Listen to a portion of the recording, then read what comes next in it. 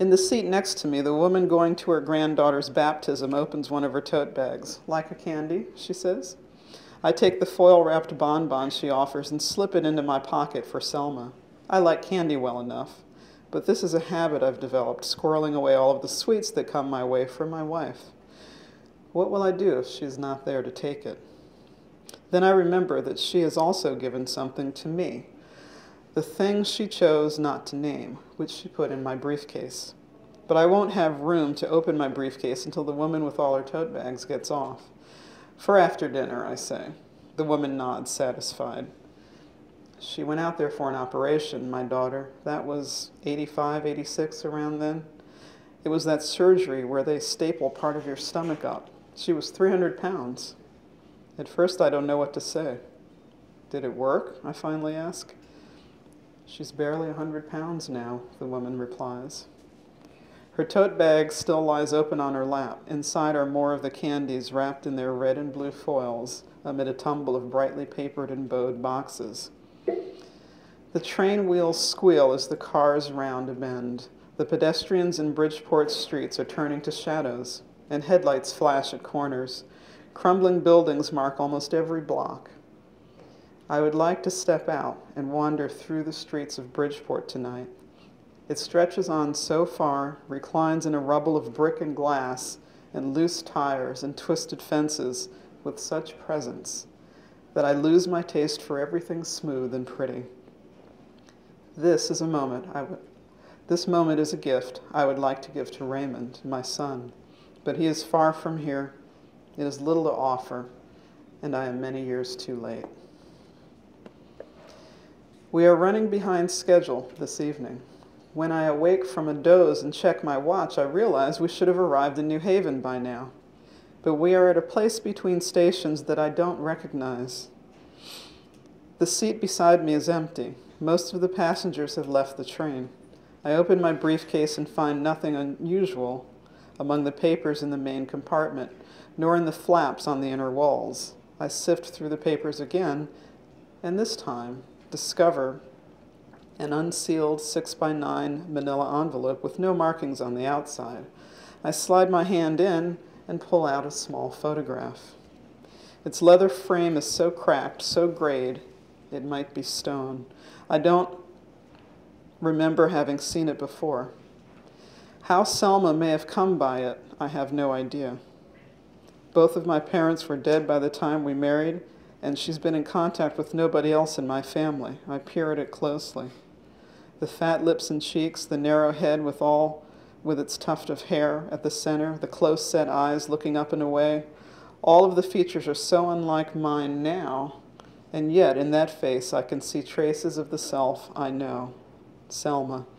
My wife keeps no scrapbooks or boxes of mementos. Each spring she dons a white apron when the neighbors are tending their daffodils and sweeps away what little debris we have accumulated in the year past. Yet she has kept him all this time, kept him with her all these years, harbored this boy self I would have thought she had no use for. Slowly I shut my briefcase. I look around for the conductor to ask him when we will arrive, but he's nowhere to be found. Then the train breaks. I grab my coat, my newspaper, and my briefcase. As we come into the station, I watch a concrete platform appear, then a yellow warning strip, posters for Broadway shows, and computers. But the stop is unfamiliar, and its name does not slide into view. Beyond the lighted platform, it is too dark to make out any landmarks. I wait for the announcement of the station. The doors snap open. Finally, the conductor's voice crackles over the loudspeakers and says, in relaxed tones, "Don't forget to check the overhead rack and the seats around you for your personal belongings. Watch your step leaving the train, and hurry home. It's cold out there."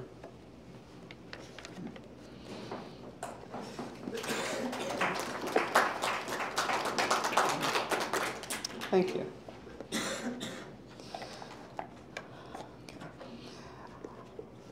I'd also like to read for you a couple of scenes from the novel and stories that I'm working on now. This story, which was published in the literary journal Crab Orchard Review, is the first story of that manuscript. The title of it is Sympathy, and it's set in 1919, right after the end of World War I. This is sort of a boy runs away to join the circus story, but in this case, it's not a circus, but a medicine show that he joins. And if you're not familiar with medicine shows, they were traveling shows that were popular until the early 20th century. They were strange conglomerations of a lot of different kinds of performance. You might find circus acts, song and dance acts, comedy routines, novelty acts, some vaudeville, and even some blackface minstrelsy, all mixed up together to create a very unique kind of stage show. And these shows would travel from small town to small town.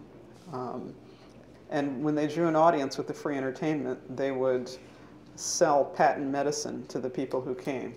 And patent medicines usually were completely useless, and occasionally they were actually harmful. In this story, the main character is a boy, Ephraim, who's run away from home. The home is that of his sister Sophie, who's his guardian. And she's sort of a civic-minded, tender-hearted, do-gooder type of person who thinks rather little of her brother Ephraim. She believes he's sort of a cold and unfeeling person. And her low opinion of him has in part driven him to run away from home. I'm going to start a few scenes into the story. At this point, the show's manager, Felix Conger, has hired Ephraim to do odd jobs for the medicine show and to sell tickets out in front of a sideshow tent that houses an attraction known to Ephraim as Sheba the Great. A few days later, Mr. Conger pulls Ephraim aside and says, "I have a job for you." "Yes, sir," Ephraim says, and drops what he's doing at once. "Attaboy," says Mr. Conger, but he doesn't smile. "After tonight's show, I want you to get Sheba back to her car. It'll be waiting up there." He points to a spot along the edge of the road, and Ephraim nods. "Yes, sir." "She's not in too good shape," Mr. Conger says, lighting a cigar and puffing. "Take it easy with her." That puts Ephraim to thinking about this Sheba the Great again, whom he hasn't wondered about much despite spending most nights right outside her tent. By the time the evening show is beginning, though, he's starting to wonder. Why does she need somebody to get her back to her car? And why doesn't she ride the bus with the rest of the performers anyway? As he stands outside her tent, he looks for the first time at the banner strung there. "Hailed in the Royal Palace of France," it says under one blurry picture, under another verified by the British Medical Society. By the time he's reached the last picture, it's clear that nothing on the banner is going to tell him much about this Sheba the Great. If he wants to know, he'll have to go have a look for himself. So he does, steps in and lets the tent flap fall shut behind him. It's at least 10 or 15 minutes until dusk, so he has time. But it's dark in here, so dark he can't see a thing. Should he get a lamp? He's thinking about it when he hears what he did not hear the one other time he entered.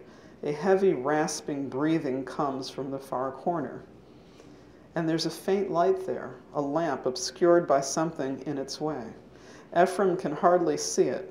He looks around. Faint outlines of objects come clear as his eyes adjust.